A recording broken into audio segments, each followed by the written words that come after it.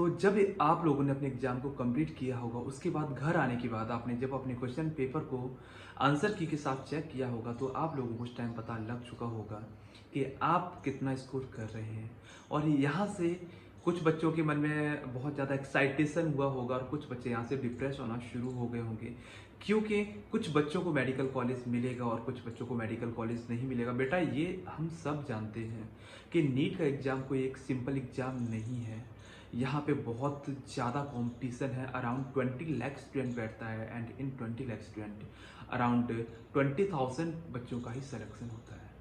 तो सबसे बड़ा डाउट अब आपके मन में ये आ रहा होगा कि आप लोगों को ड्रॉप लेना चाहिए या आप लोगों को ड्रॉप नहीं लेना चाहिए। हेलो मेरे प्यारे बच्चों, welcome back to the video. आप देख रहे हैं बायोहॉलिक्स और मैं हूं नीलेश। नीट का एग्जाम देने के बाद काफ़ी सारे बच्चे बहुत ज़्यादा खुश फील कर रहे होंगे और काफ़ी सारे बच्चे बहुत ज़्यादा डिप्रेशन में जा रहे होंगे, डिप्रेस फील कर रहे होंगे, क्योंकि जब आप लोगों ने घर आने के बाद अपने क्वेश्चन पेपर को आंसर की के साथ में चेक किया होगा, तो यहाँ से आप लोगों को पता चल चुका होगा कि आपके कितने मार्क्स आ रहे हैं।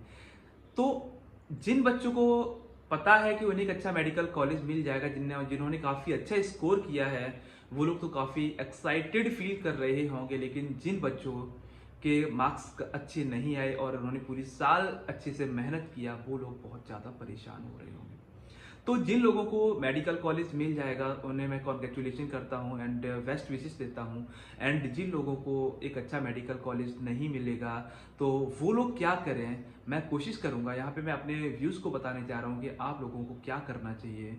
आप लोगों को ड्रॉप लेना चाहिए या ड्रॉप नहीं लेना चाहिए, किन बच्चों को ड्रॉप लेना चाहिए और किन बच्चों को ड्रॉप नहीं लेना चाहिए। तो आइए मैं डिस्कस करता हूँ इस वीडियो में।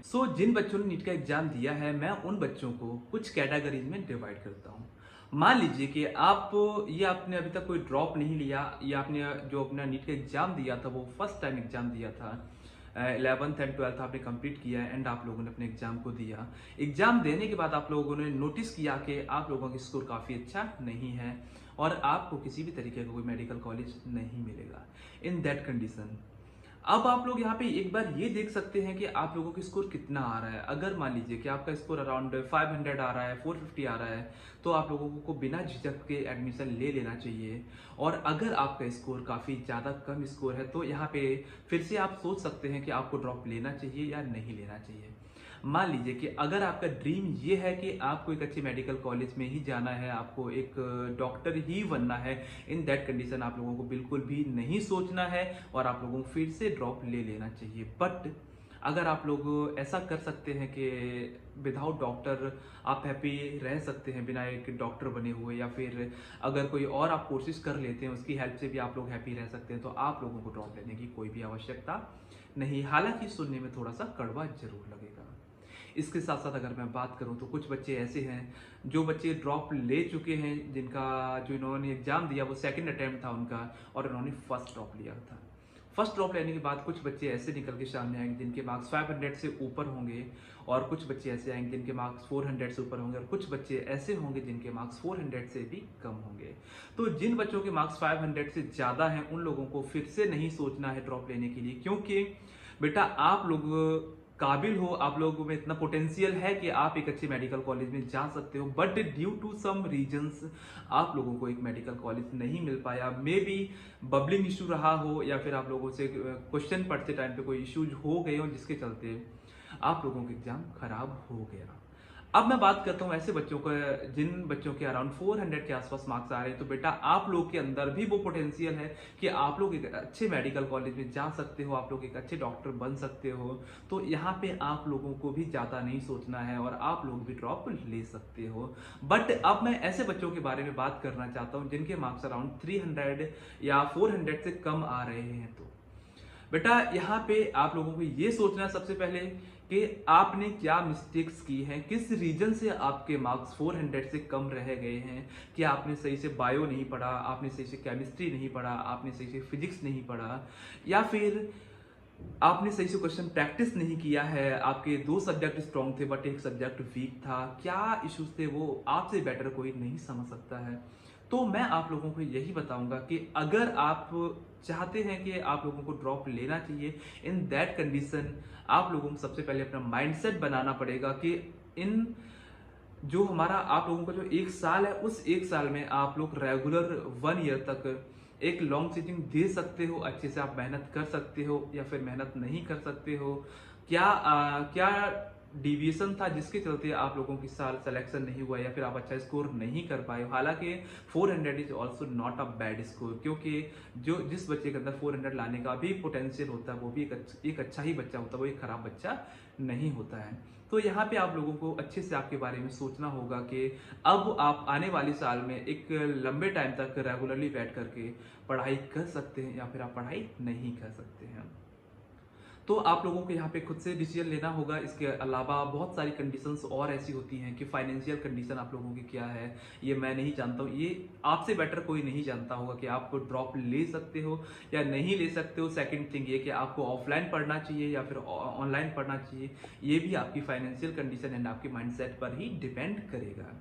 अब मैं ऐसे बच्चों की बात करता हूँ जिनका सेकंड, थर्ड या फोर्थ ड्रॉप है, या फिर उन्होंने उन्होंने उनका थर्ड, फोर्थ या फिफ्थ टाइम उन्होंने अपने एग्जाम को दिया है। अब इसमें भी कुछ 2 कैटेगरी के या 3 कैटेगरी के बच्चे निकल के सामने आते हैं। ऐसे बच्चे जो कुछ मार्क्स से रह गए हैं और कुछ ऐसे बच्चे हैं जिनके मार्क्स फिर से बहुत ज़्यादा अच्छे नहीं हैं। तो ऐसे बच्चे जिनके कुछ 15-20 मार्क्स या 50 मार्क्स से अराउंड रह जाते हैं या अप टू 100 मार्क्स से रह जाते हैं, तो आप लोग यहाँ पे ये देख सकते हो कि पिछले साल से के कंपैरिजन आपने कितना स्कोर को राइज अप किया, कितना आपने बूस्टअप किया अपने आप को, कितना स्कोर आपका एनहेंस हुआ है, इसके बेसिस पे आप लोग देख सकते हो। जैसे मान लीजिए कि आपका थर्ड ड्रॉप में आपने मान लीजिए थर्ड ड्रॉप लिया था, थर्ड इस बार आपने जो एग्जाम दिया है वो फोर्थ अटेम्प्ट आपका था और आपने थर्ड ड्रॉप लिया हुआ था। तो थर्ड ड्रॉप में मान लीजिए कि आपके 550 मार्क्स आ रहे थे या 530 मार्क्स आ रहे थे, बट आपने 1 साल पूरी शिद्दत से मेहनत की और मेहनत करने के बाद जब आपने अपना फोर्थ ड्रॉप ली, थर्ड ड्रॉप लेने के बाद में जब आपने एग्जाम दिया तो आपने वहां पे देखा कि आपके मार्क्स ज़्यादा नहीं बढ़े या आपके मार्क्स सेम रहे या फिर वहां से भी आपके कुछ मार्क्स डिक्रीज हो गए हैं। तो इस बेसिस पे आप लोग फिर से डिसाइड करिएगा बेटा कि क्या रीजन ऐसा है, कहाँ पे आपने मिस्टेक की है जिसके चलते आपने अपने मार्क्स को नहीं बढ़ा पाए, आपको एक मेडिकल कॉलेज नहीं मिला है। तो यहाँ पे भी आपको सोचने की बहुत ज़्यादा ज़रूरत है। अब मैं बात करता हूँ कि जिन बच्चों के मार्क्स अराउंड 400 के आसपास आ रहे हैं, 500 से कम मार्क्स हैं और 400 के आसपास मार्क्स आ रहे हैं, तो इन लोगों को भी बेटा बहुत सारा आपको मेहनत करने की ज़रूरत है। अगर मान लीजिए कि आपके प्रीवियस ड्रॉप के कंपैरिजन मार्क्स बहुत ज़्यादा नहीं बढ़ रहे हैं, तो यहाँ पे आपको साइड में कोई ना कोई कोर्स को ज्वाइन कर लेना चाहिए, कोई यूजी प्रोग्राम को ज्वाइन कर लेना चाहिए, जिससे कि आपकी पढ़ाई भी रेगुलर बेसिस पे चलती रहे और आपका टाइम किल नहीं होगा। ये अच्छी बात है बेटा कि आप लोगों के अंदर एक जिद है कि आपको एक डॉक्टर बनना है, लेकिन ये भी बहुत अच्छी बात नहीं है कि आप अपनी एक गलत जिद को किए हुए हैं।